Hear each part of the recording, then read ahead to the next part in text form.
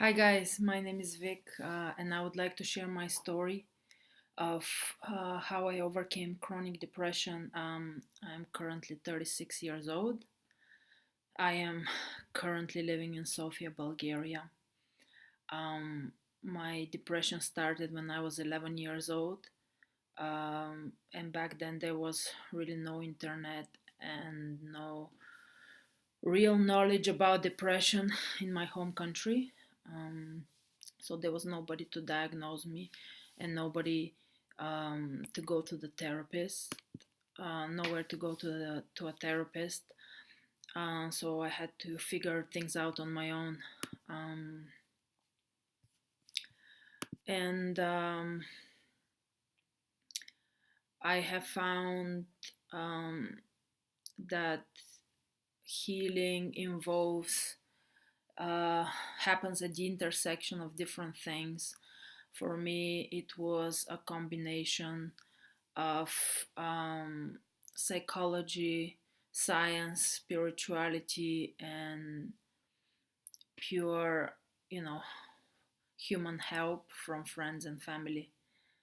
Um, I was sort of finally able to uh, break the bubble of depression about um, 2 years ago. Two, so I was depressed for about I was in chronic depression in and out. I mean, it comes and goes in a wave, as you might know, like every emotion. So I was sort of in the black hole of chronic depression for about 23 years or something like that. Um, so for 22 of these 23 years, I did not seek any psychological help. I did not take any medicine and I was kind of coping on my own with endless conversations with friends. Finally, when things go really bad a couple of years ago, um, because I was failing at my dissertation, um, I had been pursuing uh, degrees in the United States, and being in the academia is all I knew, teaching and doing research and stuff like that. And so the time came when my advisor passed away, and I had to change my program, so I wasn't really in the right place, and so many things were happening in my life, which was generally quite messy. Some personal things as well, because I'm also part of the LGBT community. I'm a trans person, and that brought a whole set of problems on its own. Um, and so things were falling apart a couple of years ago, and finally, I was probably in the heaviest episode of depression that I had ever been in, and things were really, really bad, and I was really on the brink of death. And I had been on that brink many times before, but this time it really felt like, sort of one small move and I'm crossing over the edge.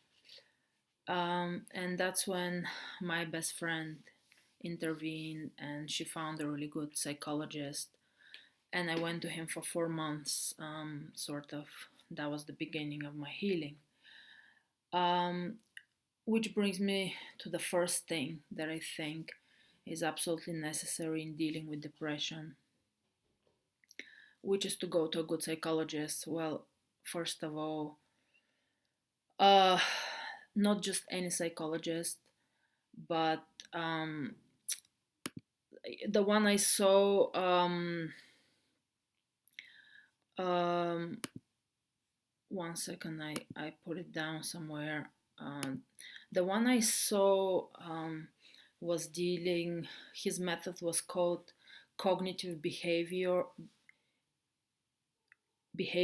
therapy, I think it's pretty popular nowadays. I think it's very important to find someone who is doing that kind of therapy. Um, I'll put a link below to the name. Um, this simply means that this kind of psychologist will actually look at the patterns of your thoughts, because depression is an emotion, in my opinion, uh, and it sort of takes over the body. So you have those symptoms like you have absolutely no energy, you can't get out of bed. But it ultimately it starts with certain kinds of thoughts that develop into this very, very, very heavy emotion, uh, sort of this black ocean in which you sink. Um, and So this kind of therapist will look into your thought patterns back to childhood, like your fears, insecurities, your opinion about yourself, your feelings of guilt, blame, self-criticism. Um, because, in my opinion, what I discovered was that, well, depression was largely due, in my case, to repressed emotions on the one hand from childhood, such as anger, and I feel my ability to really assert myself was repressed, and also due to the fact that I was not heterosexual and there was no information at that time. I also repressed my sexuality. I repressed my sort of uh, idea of who I was. So I completely lost the picture of who I really was. And I think these kinds of repressed emotions, as well as repressed desires, repressed urges, repressed ability to actually express yourself spontaneously and do something spontaneously. So you're always holding back. And those repressed things that recur every day, they create a huge residue of guilt, blame, self-hatred, and a lot of criticism. Um, as we saw, and the person sort of imprisons themselves in a mental prison. Um, so life becomes a prison, and because the actions you want to take, you don't take, and so all this energy turns inwards and starts eating at you, and builds this huge pressure inside of you. And so the therapist sort of helps you figure all these things out, kind of trace back this whole process to get to the bottom of it, where it started, where the fear of rejection started, the fear to express yourself started. Maybe you had parents who did not really support you, or they were violent, psychologically or physically, and there were many things in the family. Or if your depression started at a later age, maybe certain thing prevented you from expressing yourself, sexually or in other ways, perhaps religion, or other things, or some kind of social beliefs in your society, and you experience maybe love disappointments, which I have heard um, from other people, can also kind of trigger this ongoing chronic depression. However, I do think that a psychologist can only do so much, um, because um, they can only help you with the techniques that they've learned, so you can apply them, and yes, you can get some clarity, but ultimately, they're no god. So you have to do the major work. It will completely depend on you, basically what you do. So I would say that I would consider a good psychologist to be a crucial part, but at the same time, somehow not the most important part. Um, the most important part is your determination to overcome depression. And here comes an interesting question, because a lot of people who are depressed, initially they don't really want to heal, because depression has become a part of their identity. Um, like many things that become part of who we think we are.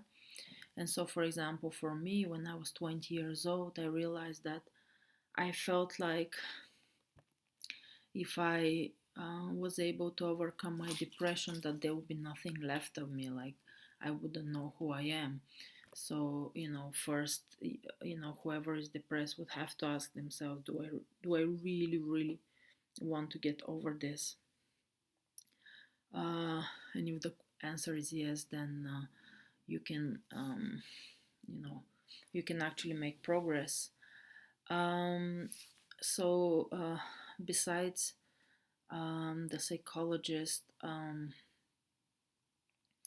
I would say what really helped me was to have a really, really good friend, somebody who I really can trust and who can really help me with some knowledge. Um, um, Somebody ideally who has some kind of understanding of human psychology, so they can sort of respond to you and give you advice in a relevant way, not just tell you, like get over it or something like this. In any case, I was lucky enough to have a person like that next to me, so I've had thousands of conversations with her, and she was patient with me. Um, and would have to be somebody, perhaps with a really strong foundation or spiritual foundation, so that they're not burdened by you, but that they can take everything you tell them and somehow give you um, some good advice. And obviously family as well. um, you can't do it without family. For me, the most important thing was my spiritual practice, and I grew up an atheist, but then at around 17, due to uh, you know being on the brink of death, I sort of had a spiritual awakening, and then since then I started meditating, and it was a very long journey for me. But in any case, I find that my meditation practice ultimately sort of led me to my freedom, because uh, meditation is a practice in which you learn to sort of just observe, and you stay calm, and sort of the mind quiets down a little bit, so you're able to look at your thoughts from a distance. So in other words, you're able to disidentify from the stream of thoughts in your head, while before that, you know I was completely identified with my thoughts. So once you become this observer, so you kind of like looking at yourself from the side, um, it becomes easier to see that you are not these dark and depressing thoughts of hopelessness, and that you're ultimately not the depression itself. It is very difficult to do because the depression has a huge gravitational pull. Um, so when you are in the um, when you're feeling okay, it's easier to tell this to yourself. But when you are in a deep depression, it's very hard to think outside of it. Um, so what happened to me one night was I was just in the middle of the night and depression overcame me, And I had just had a conversation about this with my best friend, and she told me when this thing happens, just keep saying out loud, this is not me. I'm something good. I'm something beautiful. I'm something divine. I'm something positive. This is not me. No, go away. Um, because before that, I was feeling this small, and depression was this huge monster. And gradually, I started to kind of feel more and more that I should be the powerful one, and the depression should be uh, like something that's much smaller than me, even though it didn't feel that way. But it felt like I should be in charge. So when I was able to do this, when I was able to kind of disidentify and talk to the depression as if it was something outside of me, um, I felt like the bubble, like that I was in a bubble and the bubble suddenly burst. And for the first time in like 23, 24 years, I saw the world like the normal people see it. So for the first time, things were not happening constantly on this black background. For the first time, uh, things just felt normal and fresh. And since then, I had some difficult moments, and I had a couple of sort of depressive episodes, so to say, but they weren't so pervasive. Like I wasn't in them so much. Like it was just like a depression, but I was still sort of outside of it. I wasn't like in the black hole like before. So I was able to enjoy life. Um, and then have depression for a little bit and then enjoy life again. While before, it seemed even when I was supposedly enjoying life, I wasn't really enjoying life, because everything sort of felt at the background like dark and hopeless, it's despondent. Uh, and so, once you burst the bubble, that's it, you're out.